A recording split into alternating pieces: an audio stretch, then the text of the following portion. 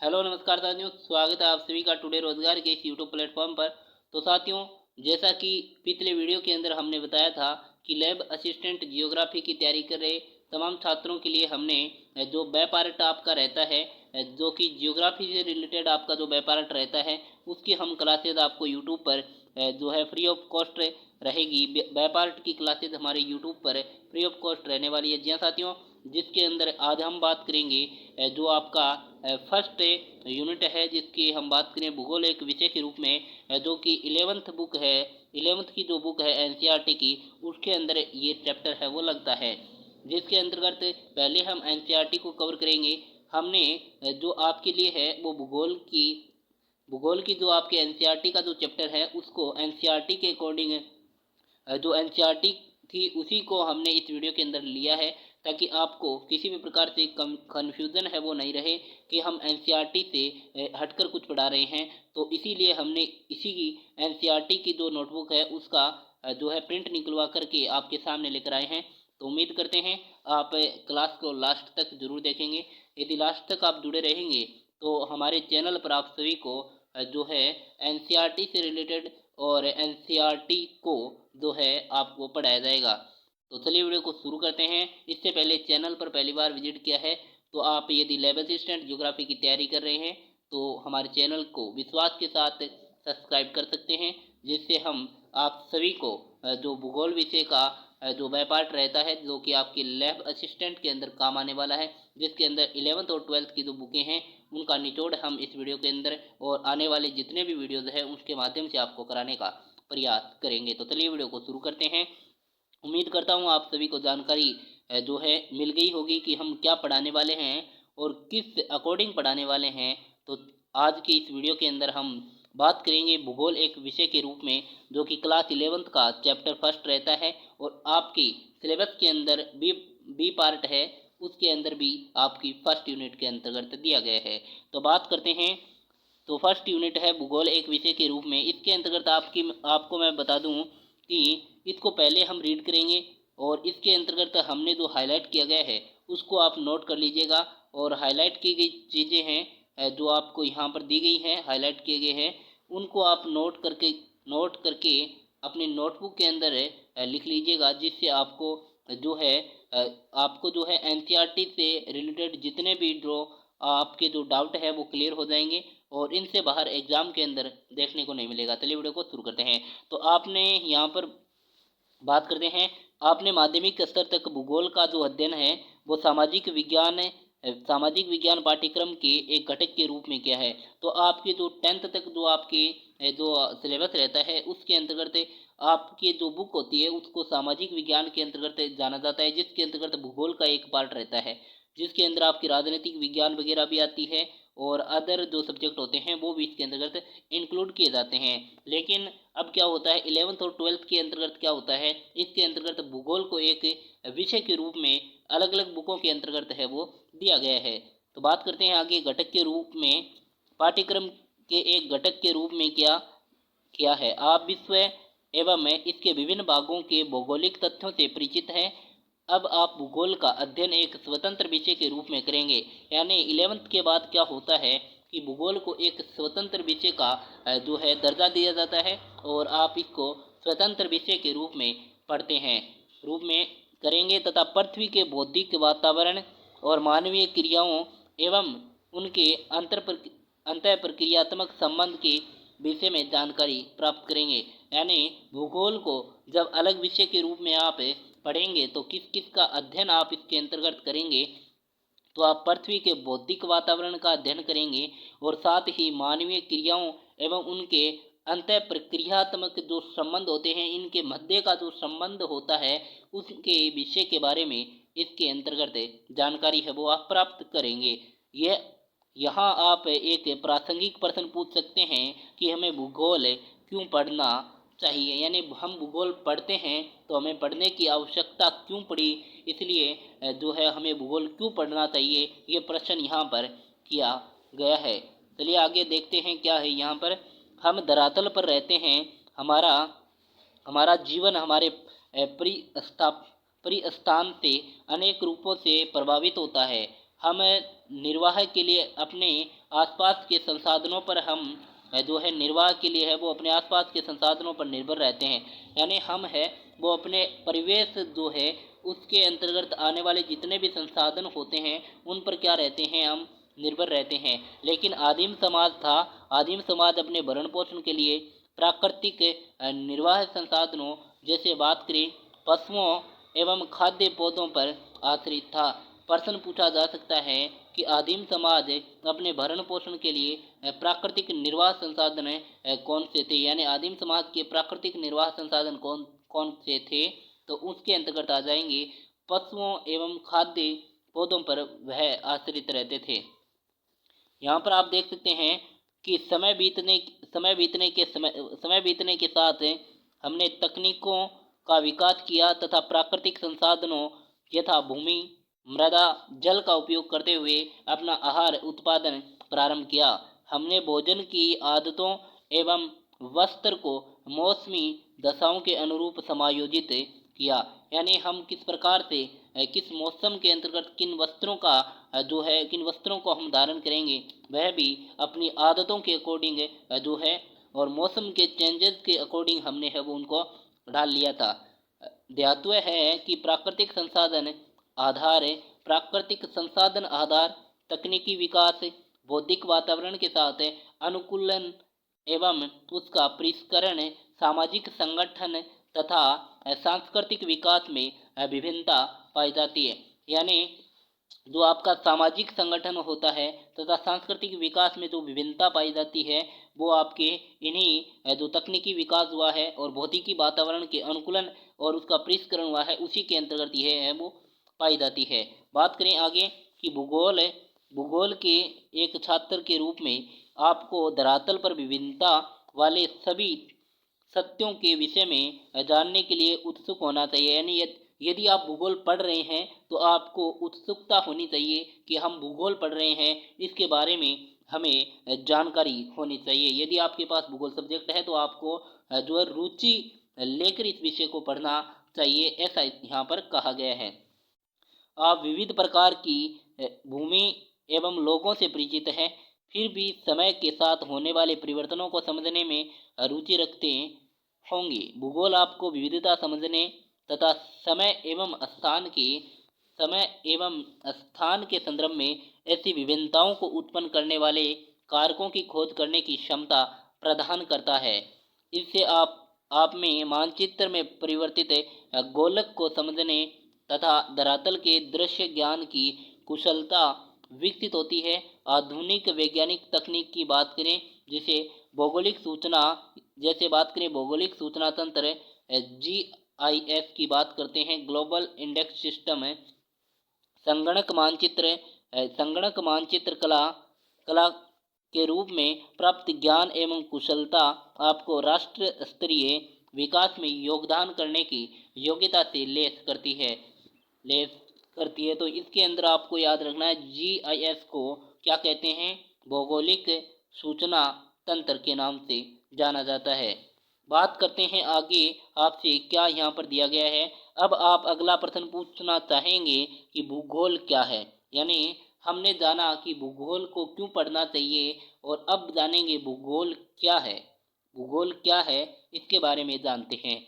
आप जानते हैं कि पृथ्वी हमारा क्या है, आवास है। पृथ्वी हमारा आवास है। ये पृथ्वी पर रहने वाले अन्य छोटे बड़े प्राणियों का भी आवास है। यानी ये पृथ्वी केवल और केवल मनुष्य का ही आवास नहीं है, यहाँ पर छोटे बड़े जितने भी जीव जंतु रहते हैं उन सभी का ये पृथ्वी क्या है, आवास है।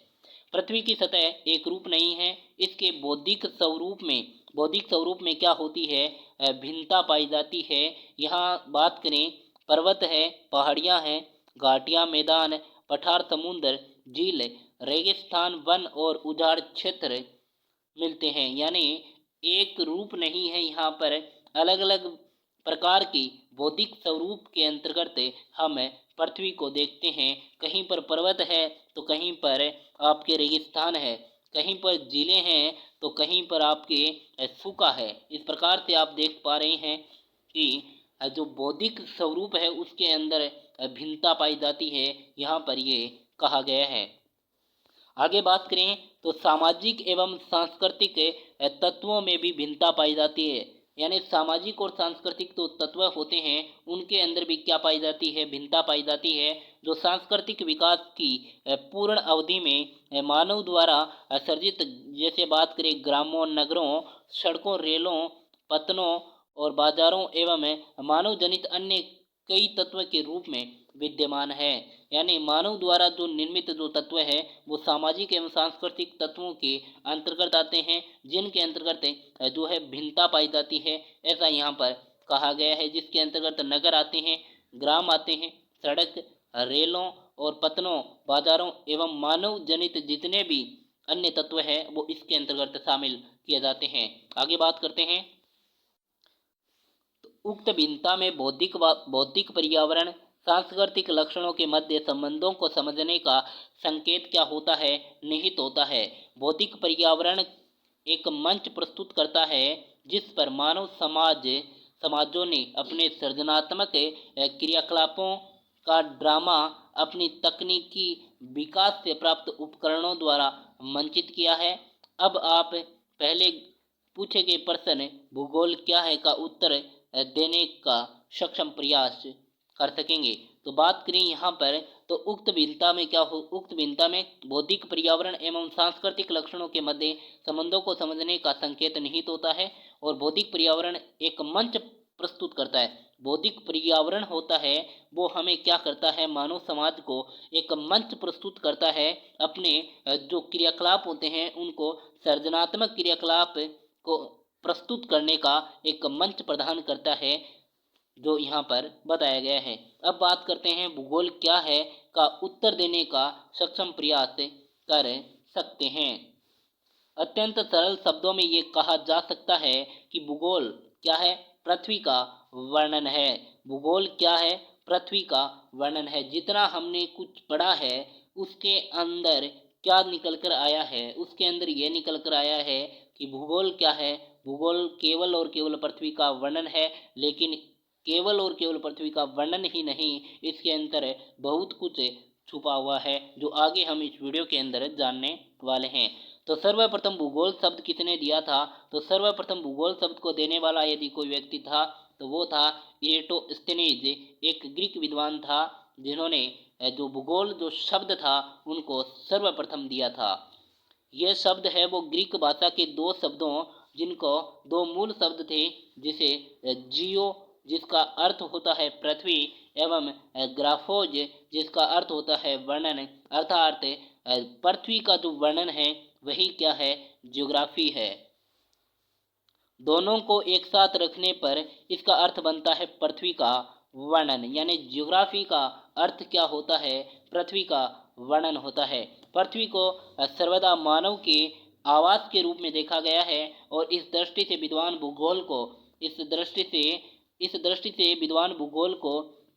भूगोल को मानव के निवास के रूप में पृथ्वी का वर्णन परिभाषित करते हैं। आप इस तथ्य से तो परिचित ही हैं कि यथार्थ बहुआयामी होती है तथा पृथ्वी भी बहुआयामी है। इसीलिए अनेक प्राकृतिक विज्ञान, जैसे बात करें भौमिकी, मृदा विज्ञान, समुद्र विज्ञान, वनस्पति शास्त्र, जीवन शास्त्र विज्ञान, मौसम विज्ञान तथा अन्य सह विज्ञान, सामाजिक विज्ञान के अनेक सहयोगी विषय, जैसे बात करें अर्थशास्त्र की बात कर सकते हैं, इतिहास है, समाजशास्त्र है, राजनीतिक विज्ञान है इत्यादि धरातल की वास्तविकता के विभिन्न पक्षों का अध्ययन करते हैं। भूगोल अन्य विज्ञानों से विषय वस्तु तथा विधि तंत्र में भिन्न है, परंतु साथ ही अन्य विषयों से इसका क्या है, निकट का संबंध दर्शाया गया है। भूगोल सभी प्राकृतिक एवं सामाजिक विषयों से सूचना आधार प्राप्त कर जो है संश्लेषण करता है। बात करें हमें पृथ्वी पर भौतिक एवं सांस्कृतिक वातावरण में भिन्नता दिखाई पड़ती है। अनेक तत्वों में समानता तथा असमानता पाई जाती है। अतएव भूगोल को क्षेत्रीय भिन्नता का अध्ययन मानना क्या है, तार्किक लगता है। इस प्रकार भूगोल को उन सभी तथ्यों का अध्ययन करना होता है जो क्षेत्रीय संदर्भ में भिन्न होते हैं। भूगोल वेता मात्र धरातल पर तथ्यों में भिन्नताओं का अध्ययन नहीं करते हैं, अपितु उन कारकों का भी अध्ययन करते हैं जो इन भिन्नताओं के कारण होते हैं। अर्थात बात करें, उदाहरणार्थ हम बात करते हैं कि फसल का स्वरूप एक प्रदेश से दूसरे प्रदेश में भिन्न होता है, किंतु यह भिन्नता एक तथ्य के रूप में बात करें तो मिट्टी के कारण हो सकती है, जलवायु के कारण होती है, बाजार के अंदर उस वस्तु की मांग के आधार पर भी ये जो भिन्नता है वो देखने को मिलती है। किसानों की वे क्षमता के आधार पर और बात करें तकनीकी निवेश की उपलब्धता आदि में भी भिन्नता से संबंधित होती है। यानी इन सभी कारणों के कारण उस क्षेत्र के अंदर जो है उस फसल की भिन्नता का कारण जो है ये जो आपके जो मिट्टी वगैरह, जलवायु वगैरह, बाजार के अंदर मांग वगैरह है वो प्रमुख कारण रहती है। इस प्रकार भूगोल की दिलचस्पी किन्हीं दो तत्वों या एक से अधिक तत्वों के मध्य कार्य कारण संबंध को ज्ञात करने में है। आगे बात करें यहाँ पर कि एक भूगोलवेता तथ्यों की व्याख्या कार्य कारण संबंध के ढांचे में ही करता है, क्योंकि यह केवल व्याख्या में ही सहायक नहीं होता, अपितु तथ्य के पूर्वानुमान एवं भविष्य के परिप्रेक्ष्य में देखने की क्षमता भी रखता है। भौतिक तथा मानवीय दोनों प्रकार के भौगोलिक तथ्यों अस्तित्विक नहीं अपितु गत्यात्मक होते हैं। वे सतत परिवर्तनशील पृथ्वी तथा अथक एवं निरंतर सक्रिय मानव के बीच आबद्ध प्रक्रियाओं के फलस्वरूप कालांतर में परिवर्तित होते रहते हैं। आदिम मानव समाज अपने निकटतम पर्यावरण पर सीधे तौर पर निर्भर करता था और अब ऐसा नहीं है। भूगोल इस प्रकार प्रकृति तथा मानव के समग्र इकाई के रूप में अंतः प्रक्रिया के अध्ययन से संबंधित है। मानव प्रकृति का एक अंगभूत भाग है तथा वह प्रकृति पर अपनी क्या है छाप छोड़ता है, यानी प्रकृति के ऊपर अपनी जो है छाप छोड़ता है, अर्थात प्रकृति को अपने कंट्रोल के अंदर कर रखा है। प्रकृति मानव जीवन के विभिन्न पक्षों को प्रभावित करती है। इसकी जो छाप है वो उसके बस्तर पर देखने को मिल सकती है, आवास पर मिल सकती है, व्यवसाय जो होता है उस पर देखने को मिल सकती है, देखी जा सकती है। मानव ने प्रकृति के साथ समझौता, अनुकूलन जिसे एडेप्टेशन अथवा अपरिवर्तन जिसे मॉडिफिकेशन के माध्यम से किया है। जैसा कि आप जानते हैं कि वर्तमान समाज आदिम समाज की अवस्था पार कर चुका है। उसने तकनीकी के खोज एवं प्रयोग द्वारा अपने अस्तित्व के लिए जो सन्निकट परिवेश यानी प्राकृतिक जो वातावरण है को अपरिवर्तित यानी मॉडिफिकेशन करके प्राकृतिक संसाधनों का समुचित उपयोग करते हुए अपने कार्य क्षेत्र के क्षितिज में परिवर्धन कर लिया है। तकनीकी के क्रमशः विकास के साथ मानव अपने ऊपर भौतिक पर्यावरण के द्वारा कसे हुए बंधन को ढीला करने में सक्षम हो गया है। तकनीकी ने श्रम को कठोरता से कम कर श्रम क्षमता को बढ़ाया तथा अवकाश का जो प्रावधान करते हुए मानव को उच्चतर आवश्यकताओं को पूर्ण करने का अवसर दिया। उससे उत्पादन के पैमाने एवं श्रम की गतिशीलता में भी वृद्धि हुई। भौतिक वातावरण एवं मानव के अंत्योक्रिया को एक कवि द्वारा संक्षेप में मानव एवं ईश्वर के बीच निम्न वार्तालाप के माध्यम से व्यक्त किया है। आपने मिट्टी का सर्जन किया, मैंने कप का निर्माण किया। आपने रात्रि का सर्जन किया, मैंने दीपक का निर्माण किया। आपने बंजर भूमि, पहाड़ी भूभाग एवं मरुस्थल का सर्जन किया और मैंने क्या किया, बाग, फूलों की क्यारी तथा बाग बगीचे बनाए। यानी फूलों की क्यारी तथा बाग बगीचे बनाए। ईश्वर ने प्राकृतिक जो परिवेश दिया था उसको मनुष्य ने अपने जो कृत्रिम संसाधनों का निर्माण करके अपने उपयोग के अंतर्गत ढाल लिया, ऐसा यहाँ पर बताया गया है। प्राकृतिक संसाधनों का उपयोग करते हुए मानव अपने सृजनात्मक उपयोग का दावा करता है, यानी उसने सृजन किया है, मनुष्य ने उसको दिया है, लेकिन उसको उपयोग में मानव ने लिया है अपने सृजनात्मक जो योगदान देकर के उसको किया है। तकनीकी की सहायता से मानव आवश्यकता की अवस्था से स्वतंत्रता की ओर अग्रसर हुआ। उसने स्वतंत्र अपनी छाप छोड़ी तथा प्रकृति के सहयोग से नई संभावनाओं का सृजन किया। इस प्रकार हम मानवीकृत प्रकृति तथा प्रकृति प्रभावित मानव के दर्शन होते हैं। भूगोल इसी अंत प्रक्रियात्मक संबंध का अध्ययन करता है। बात करें आगे तो परिवहन एवं संचार के साधनों के जाल तथा पदानुक्रमिक केंद्रों के माध्यम से क्षेत्र समाकलित और संगठित हो गए हैं। एक सामाजिक विज्ञान के रूप में भूगोल इसी क्षेत्रीय समाकलन एवं संगठन का अध्ययन है वो करता है। आगे बात करते हैं भूगोल के इस विषय के अंदर तीन वर्गीकृत प्रश्नों से संबंधित है। क्या प्रश्न है कि कुछ प्रश्न धरातल पर पाए जाने वाले प्राकृतिक एवं सांस्कृतिक विशेषताओं के प्रतिरूप की पहचान से जुड़े होते हैं, जो क्या प्रश्न के उत्तर देते हैं, और कुछ प्रश्न पृथ्वी पर बौद्धिक सांस्कृतिक तत्वों के वितरण से संबंधित होते हैं, जो कहाँ प्रश्न से संबंध होते हैं। इन सब मिलाकर उक्त दोनों प्रश्नों से प्राकृतिक एवं सांस्कृतिक तत्वों के वितरण स्थिति को ध्यान में रखा गया है। इन प्रश्नों से कौन से तत्व कहाँ स्थित है से संबंधित सूचीबद्ध जो सूचनाएं प्राप्त होती है। औपनिवेशिक काल से ही ये उपागम बहुत प्रचलित रहा। इन दो प्रश्नों में तीसरे प्रश्न से जुड़े भूगोल एक वैज्ञानिक विषय नहीं बन सका। ये तीसरा प्रश्न की बात करें, तीसरे प्रश्न की बात करते हैं। तीसरा प्रश्न क्या कहता है? ये तृतीय प्रश्न व्याख्या अथवा तत्वों एवं तथ्यों के मध्य कार्य कारण संबंध से जुड़ा हुआ है। भूगोल का ये पक्ष क्यों प्रश्न से जुड़ा हुआ है? एक विषय के रूप में भूगोल का क्रोड क्षेत्र से संबंधित होता है तथा स्थानिक विशेषताओं का एवं गुणों का विवेचन करता है। ये क्षेत्र में तथ्यों के वितरण, स्थिति एवं केंद्रीकरण के प्रतिरूप का अध्ययन करता है तथा इन प्रतिरूपों की व्याख्या करते हुए उनका स्पष्टीकरण देता है। यानी इन प्रश्नों का क्या करता है, वो स्पष्टीकरण करता है कि कौन सा प्रश्न है। जो आपके जो तीनों प्रश्न पूछे गए हैं, जो यहाँ पर आपने देखा है कि कुछ प्रश्न धरातल पर पाए जाने वाले प्राकृतिक एवं सांस्कृतिक विशेषताओं के प्रतिरूप की पहचान से जुड़े होते हैं। वो क्या करते हैं, क्या प्रश्न होता है उसके उत्तर देते हैं, और कुछ होते हैं वो कहाँ प्रश्न की से संबंधित होते हैं और कुछ क्यों प्रश्न से संबंधित होते हैं, वो व्याख्या एवं तत्वों से जो है उत्तर देते हैं। बात करें ये मानव तथा उसके भौतिक वातावरण के मध्य गत्यात्मक अंतर प्रक्रिया से उपजे तथ्यों के बीच साहचर्य एवं अंतर संबंध का विश्लेषण भी करते हैं।